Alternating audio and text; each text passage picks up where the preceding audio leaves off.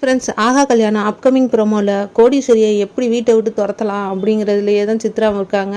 அதுக்கு தகுந்த மாதிரி சுச்சுவேஷன் அமைஞ்சிருது. அன்னைக்கு லெமன் ஜூஸில் பிபி மாத்திரையை போட்டு தாத்தாவுக்கு கொடுத்து மயக்கமட வச்சு அது மூலயமா வெளில வரட்டலாம் அப்படின்னு பார்த்தாங்க. அதுவும் நடக்காமல் போச்சு. சூர்யா வந்து தடுத்துட்டாரு. அடுத்து என்ன பண்ணிட்டு இருக்கலாம் அப்படின்னு சொல்லி யோசனை பண்ணிட்டு இருக்காங்க.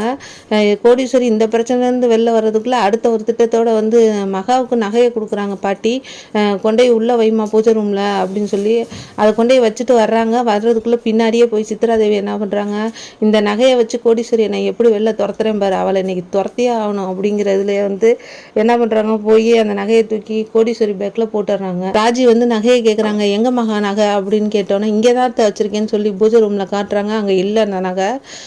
உடனே சித்ராதேவி ஆக்டிங் போட ஆரம்பித்தோன்னே, ஐயோ நகையை காணாமே, எல்லா இடத்துலையும் தேடுங்க, என்ன பண்ணுறது, இப்படி அபசகனமாயிடுச்சு அப்படின்னு சொல்லி அடுத்ததையும் ஆரம்பித்தோன்னே போய் எல்லாரும் தேடுறாங்க. தேடிட்டு கடைசியாக விடுவாங்களா, கோடீஸ்வரி பேக்கை பாருங்களேன் அப்படின்னு சொல்லி அவங்களே அதையும் தூண்டி விட்டோன்னே எடுத்து பார்த்தா அதில் நகை இருக்குது.